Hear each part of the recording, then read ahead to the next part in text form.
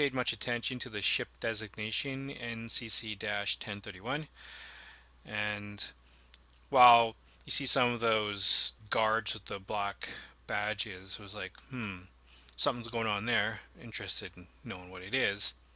I never thought, Section 31. And some people have been speculating Section 31, and I thought to myself, oh, that kind of makes it more interesting now, the show.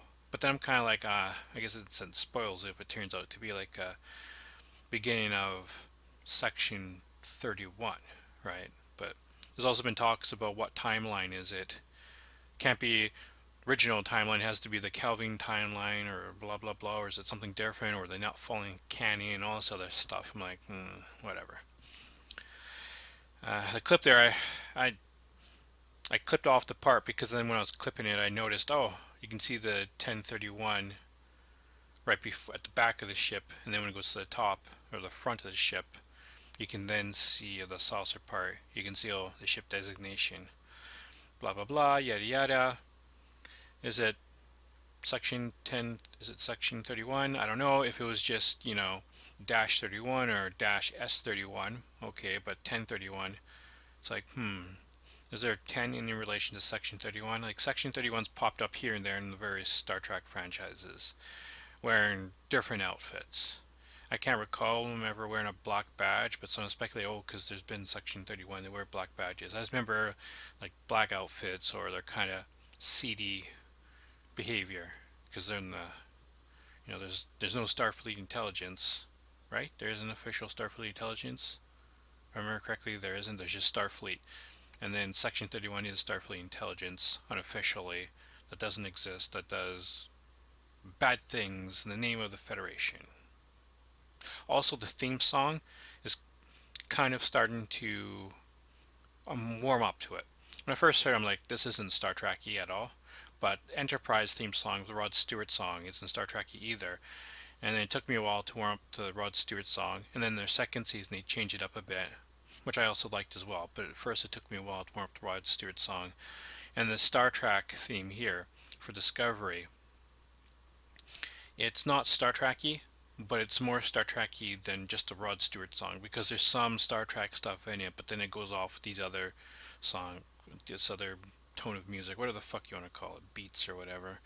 So I'm starting to warm up to it. Maybe by the end of the season I'll be like, yeah, I do like it. But it's starting to, first I didn't like it, but now I'm starting to be more, okay. No matter how deep in space you are, there will be a tribble on your desk. I like to think it makes me mysterious. You don't have sex with it, do you? I despise lurkers. Remember that if you ever go to his Twitch stream. Seen and not heard, please.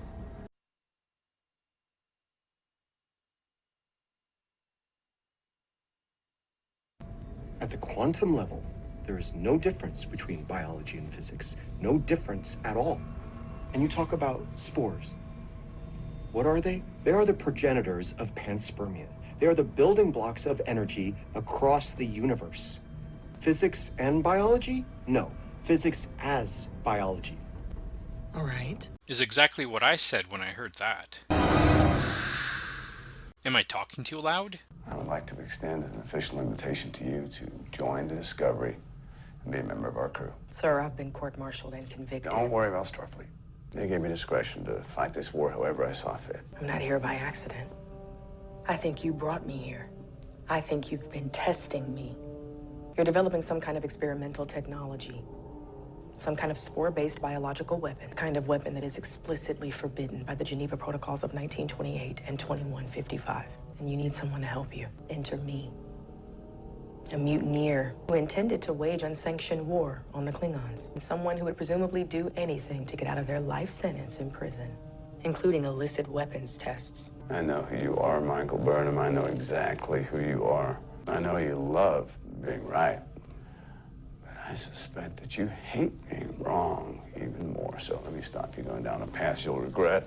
We're not creating a new way to kill. We are creating a new way to fly. An organic propulsion system. The Glam was traveling on these when disaster struck. You yourself have jumped across the mycelial network. Nothing bad happened. Just the ship's walls got a little damp, that's all.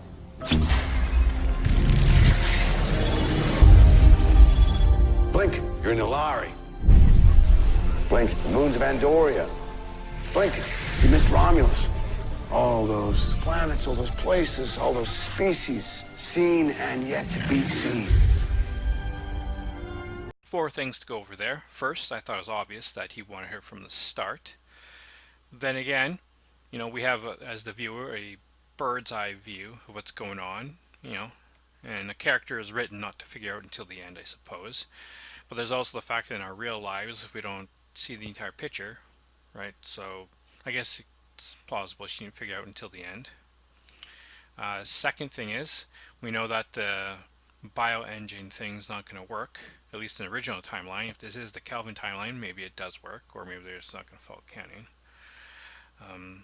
Now, this is the third episode. Well, this is week 2, but the third episode. I've already seen week 3's, the fourth episode of week 3. That makes sense, but I've already seen next week's episode because it is October the 10th, and I was lazily getting to making this video. So I know what made the Glen, I think it's called, how they made it work. So either the reason, if this is the original series following that path, the reason why Next Generation, Captain Kirk, DS9, Janeway didn't have this type of technology is moral reasons. There's moral reasons to make this engine work, let's just say. Or maybe it's just because for whatever reason, it only works a short period of time. Because of the moral reasons, it only works for a short period of time, and then it stops working. But whether it permanently it can actually work long term, or only work short term. If this is the original timeline, I can see why they didn't go with it. Because A, it doesn't work long term, or B, Kirk, Cisco, Picard, and definitely Janeway, because Janeway, of all the captains, was the most stickler to the Federation ideals. She can be so anal about it. And then, of course, I guess Archer as well would say no to using it because of moral reasons. But it does look like we have the beginnings of the holodeck. And that said, this is the beginning of the holodeck. The moral issues obviously would have been solved by then, where they can have the holodeck without doing what they need to do to make the engine work. Because maybe to make it work as a holodeck is differently than how you make it work as an engine. Because the engine, there's a key part. Like they can make it work without what they needed to make it work with, but they need it for navigation. It's around navigation. They needed to do something immoral to make the navigation work. So, although they could still use it anyways, but you don't know where you're going to go. With the holodeck, since there's no navigation, they would need said thing to make it work. Eventually, I guess they figure out. So I guess this is the beginnings of the holodeck. And finally, if Michael wanted to know why the captain wanted you, just whether you wanted to stay or go, because if you ask him, you don't know if you're getting the truth or not, right?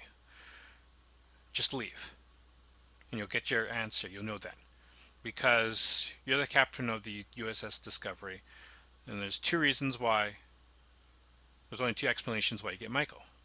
You get Michael to say, hey, I like Michael for my crew. Let's do all these things, which normally would raise red flags, but doesn't because the special situation he's in.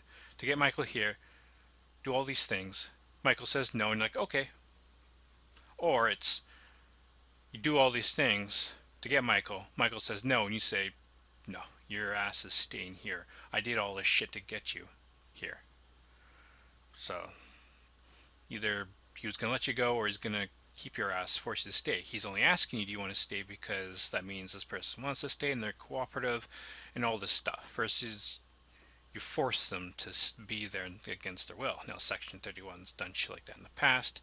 Maybe this isn't a Section 31 ship. Maybe it's like the beginnings of Section 31, or maybe it's like half the ship is Section 31, the other half isn't, because people don't know what's going on, hence they got people with the badges or whatever else. Me personally, right now, Michael's in this, wants to punish herself. Well, she's just, because all those people died, this and that, right? particularly around the captain. So right now she's in the slumps. So her spend the rest of her life in prison, she's fine with.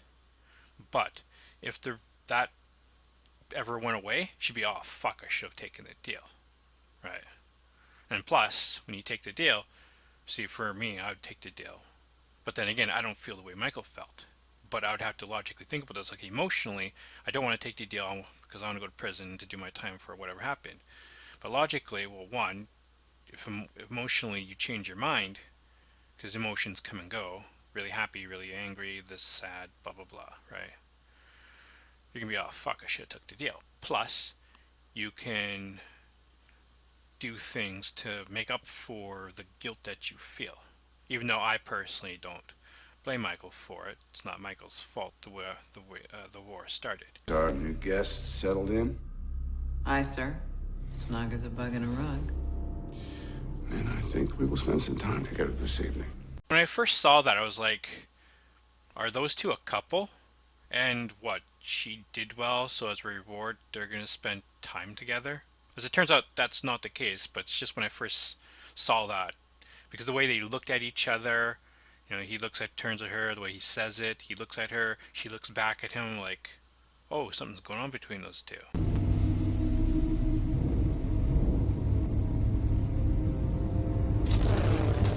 Here, kitty kitty. That's not a cat.